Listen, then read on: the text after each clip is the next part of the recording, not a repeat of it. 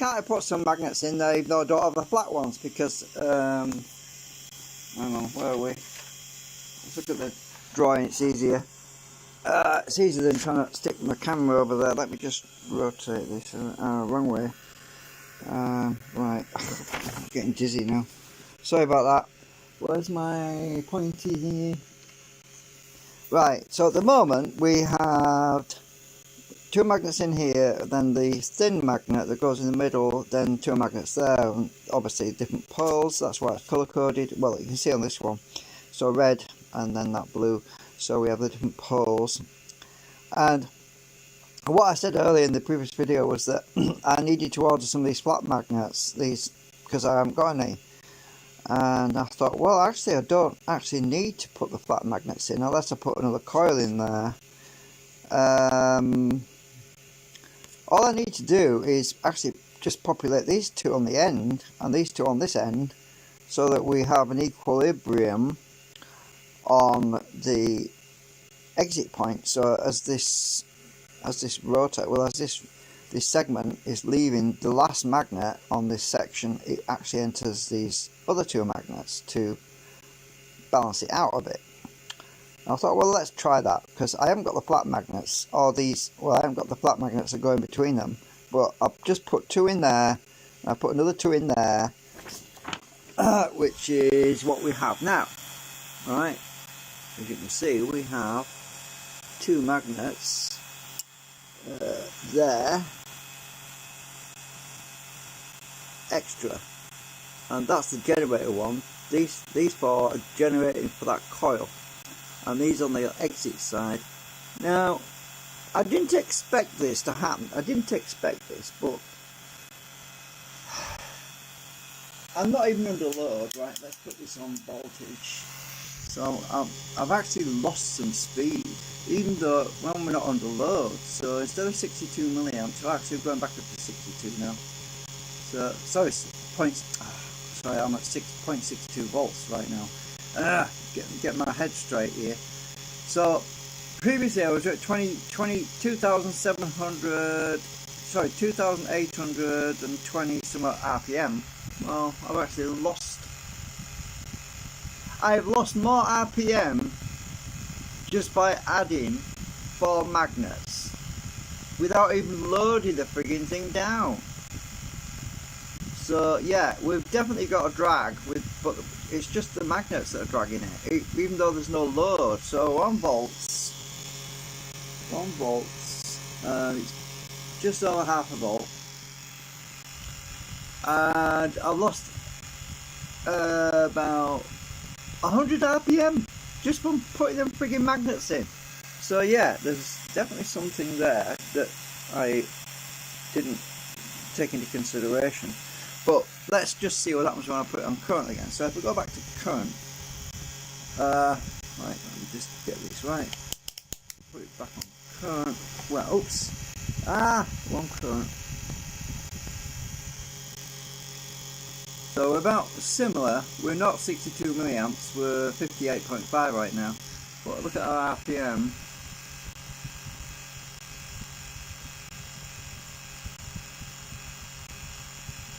Huh. So is it doing what I said it would do? I'm not sure. I'm still trying to work that out. 2,727, hovering around there. Let's turn current off again. Let's go back. Let's just go to frequency, which is not loaded because it's quicker. I just have to flick it all the way around. So on frequency right now, 1 hertz. Come on, focus, camera, focus. Right. So, right, RPM.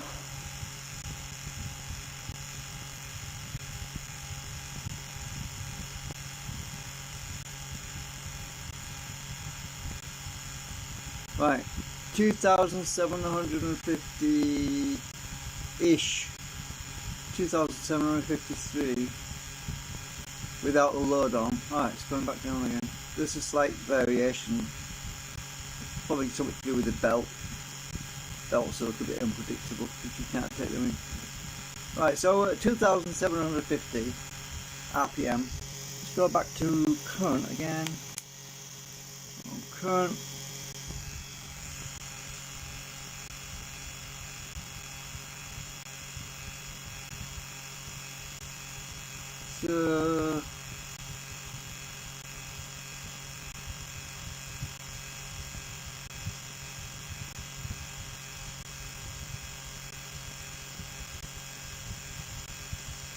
So we're still losing about 25 RPM.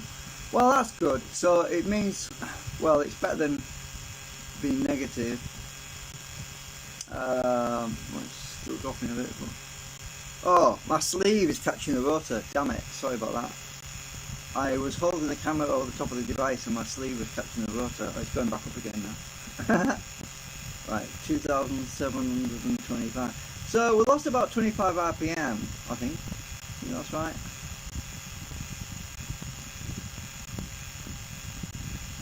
Yeah, I'll show you. I mean, I was holding the camera like that, and my sleeve was just touching it, and I wasn't sure if I was dragging on it. But anyway, I'll hold it with my other arm.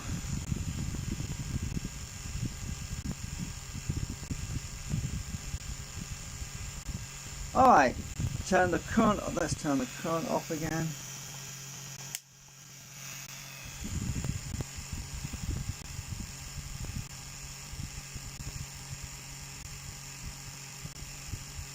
Oh, something else. It got really quiet when I put the magnets in. It runs really smooth, even better than before. I don't know if you can hardly hear it actually.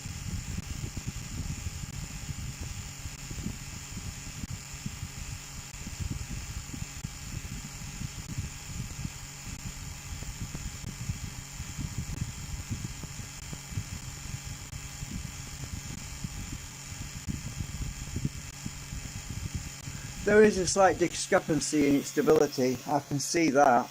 I'll put it back in the stand a minute. Put this camera in the stand. I'm just trying to work what's going out. I'm just trying to work out what's going on. Can you see that okay? It's better when it's like that, I think. Oh, I can't get the damn thing to stick. That's probably better. So, yeah, very interesting what's going on. The point is, though, the main thing is this isn't dragging it down much at all. You can't audibly hear a change in the speed, which is a good thing. So there's definitely something going on there. The other thing I was going to say, because I decided to come back, is I found some wire. Hang on.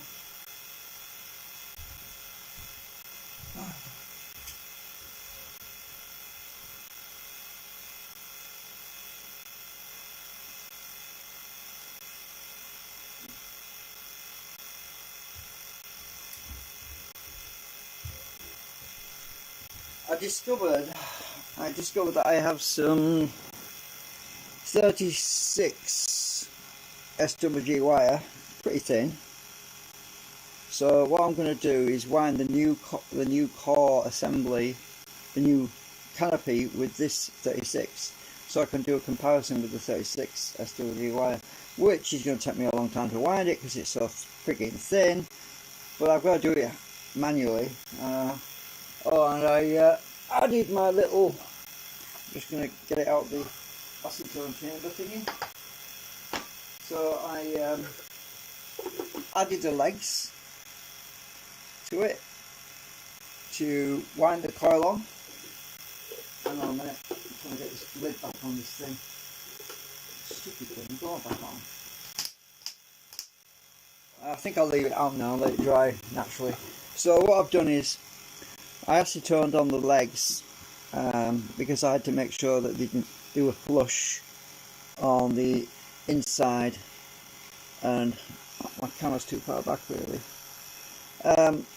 Make sure that it wasn't sticking out because that would catch on the rotor, because the rotor drum's running inside here. So I didn't use super glue because it would have probably glued them in the wrong angle. So I basically pressed them in with my fingernail. I had to file the holes out a bit because they were a bit tight, then acetoned it in place, and I'm waiting for it to dry and harden, because it'll be soft for at least probably quite a while. So I'm going to give it probably till tomorrow to harden, because when I start winding, every time you wind a wrap of coil around these things, it puts more and more stress on these pins, on these pegs. So I want to make sure that they don't start bending like the other ones did, because those started bending because I was too impatient. I was winding the coil on it and the pegs all bent out of shape. So I'm going to leave this till tomorrow, or well, we'll see. I want it to be nice and hard. It's drying, you can tell by the sound of it. It's got a bit of acetone still in the plastic, but so then I'll just basically wrap my coil around here, all the way around these pegs. It's so that what I'm doing when I wind it, I'm just going around like this, around like that, around like this, and it's this constant twisting action that gets my wrist as well. So I have to keep pausing. I do a bit, then I'll stick glue tack to hold the wire in place, and I'll have a break, then I'll do a bit more, and I'll just weigh it until I get the same weight on this that I had on the original one of wire, but it'll be thinner wire, so there'll be more turns, which is the main thing. And this good news, the good news is this hasn't warped. It's nice and straight. I don't know if you can see that. It's really good. There's virtually no warping on it so far. So yeah, I've been letting it dry slowly in that container, but I just squirted the acetone half an hour ago to put these pegs on, so I really need to leave it in the container for a few more hours, just so it equalizes and so it don't get warping and curling. It's these edges here are the main things that I don't want to warp, because these are resting on the inside of those legs. I've got to put struts on here as well. I need to print some more of them struts like I've got on here, so I've got to print them out and stick them on as well. It's just to stop this end from warping a bit. It stiffens it all up, stiffens it up a bit, and yeah. So I've only got how many have I got over there? 2, oh 3. I've only got 3. I need 4. Yeah, I used 3 on here. That's why I fixed this this rack that I broke. I used 3 of them on there, so I'm going to have to print some more of them. They only take 28 minutes to print those little things. 20 minutes, something like that. It takes longer to warm the bed up than it just to print the damn things. So anyway, yeah. Well, let's go to 2768. It's so quiet. Virtually no vibration on it at all. This table, I could feel it through the floor before, right, the vibration, but now I can't, so it's definitely better. Put it back on current. Oops. I need to stop moving around.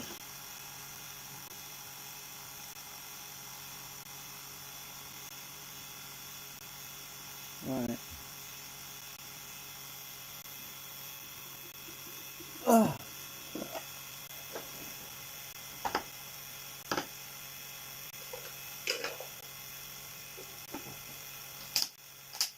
So I'm just going to leave it in here so it equalises, and just swap the air out of it every so often so it dries really slowly.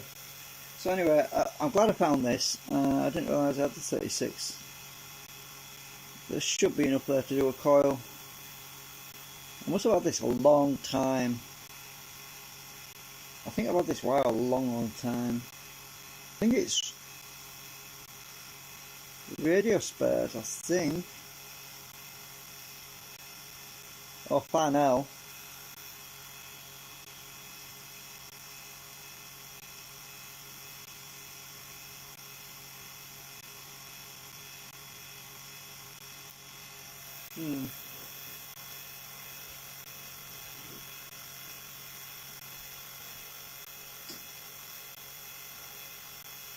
At least I'm glad I figured out why it was out of balance. Adding the extra magnets is pulling the rotor on both sides equally.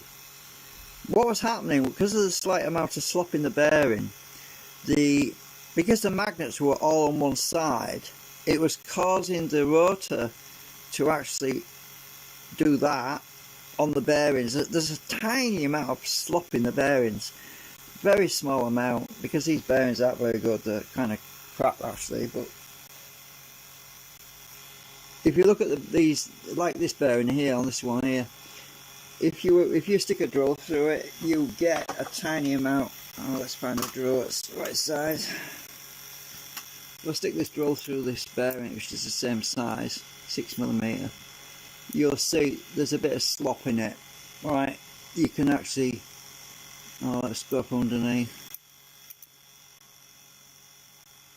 and get it on. When you move up and down, there's a tiny bit of, let's get close to the camera and get it focused. There's a tiny amount of movement on there. It's not focusing very well. There's a tiny amount, and that's all it takes to throw this out of balance. So the magnets were on one side, and the whole thing was basically flopping about in that bearing, causing it to resonate and vibrate really bad.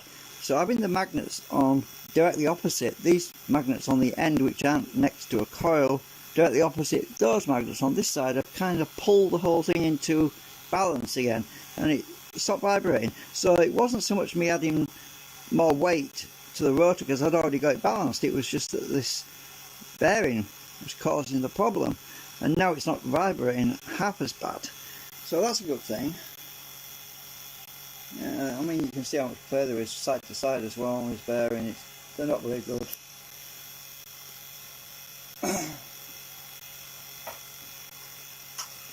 That drill is really tight in that hole, by the way. It was just the bearing itself that was flopping about. And they're all like that. They're just not very good quality, but they do the job.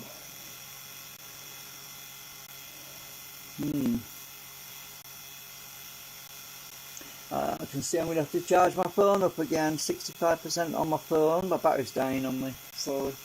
At least it didn't use as much power as the other ones did.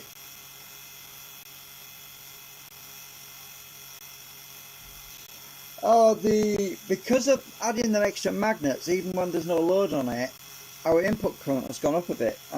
Instead of 20, I can get the phone out. Instead of 285 milliamps, we're now at focus. We're now at 200 milliamps. So yeah, just adding the magnets.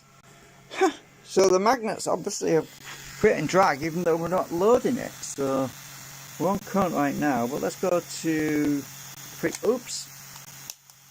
Let's just go to frequency so it's not loaded. So we're on frequency. And let's look at the current again. On the input, it doesn't really change actually. You can't see a change.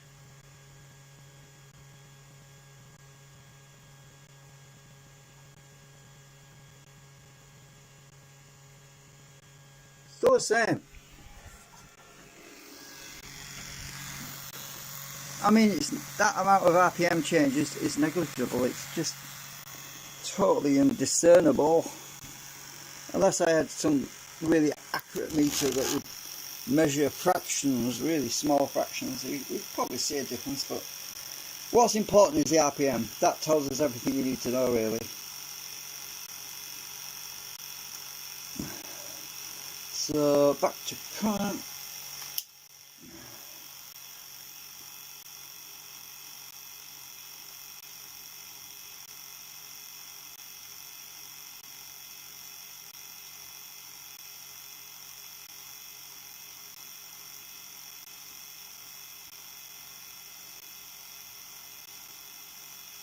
So that's 58.9 milliamps.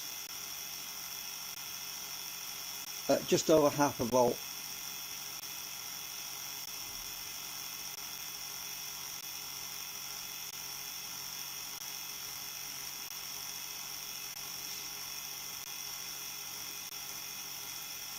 Yeah, So I'm hoping I'm going to get a decent amount of voltage on that new coil when I get wound. Oh, there's something else I meant to mention. I forgot earlier, and it helps to stop talking now and then because it helps me to think. But when I get these coil canopies all the way around, when I've got one on this side and one on that side, what will happen is the air will no longer be able to fly off and create more drag. So what will happen is the air will be trapped inside, so it will start to whirlpool like a tornado around the inside of the canopies, so there'll be less drag. So effectively that should make it speed up a little bit, because if the air is not being sucked in from the gap down here, because there's a canopy over it, then it's going to basically ride on a cushion of air, a bit like in a seat hard drive really, because the air will be trapped inside, so it can't escape. So it will create a slight it will just go around inside, so we won't feel any air blowing up it anymore. It's the same effect you get with a vacuum cleaner, and you put your hand over the hose and it speeds up. That's the same thing, because I've done tests with the across the room on those. I don't know if I can see them, if you can see them, but you remember my those things across the room, the vacuum centrifugal force things. When you stop the air from going in, or you stop the air from escaping, it speeds up. That's because the air is not being replenished, so it's recirculating the same air around the circumference, and then it doesn't have to accelerate that air anymore because there's no air going in. So it just basically spins that air that's already in there around and around, so it actually, there's less drag. So we should get less drag when I get all these coil canopies around it, because it'll just basically spin around the same air over and over again. So that should help increase our RPM as well. So that's another reason to get all these canopies printed. I might actually fit some canopies on without the coil, if I can get them on there just temporary until I can get the coil wound. So I'm going to print another canopy today.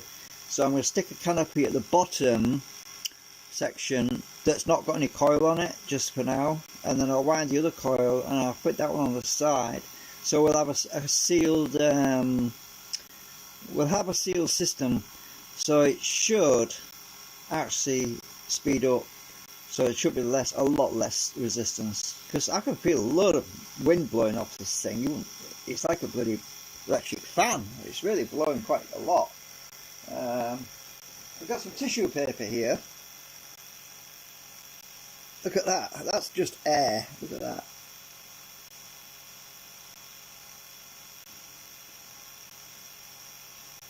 It's blowing really. It's quite a lot of air blowing off that thing. Look.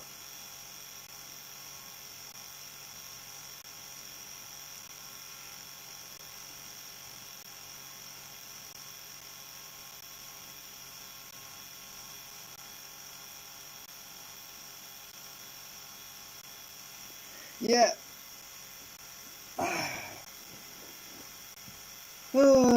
Okay, that's it. I'm going to charge my phone up because the battery's dying on me. It's going to take me hours to charge this thing up.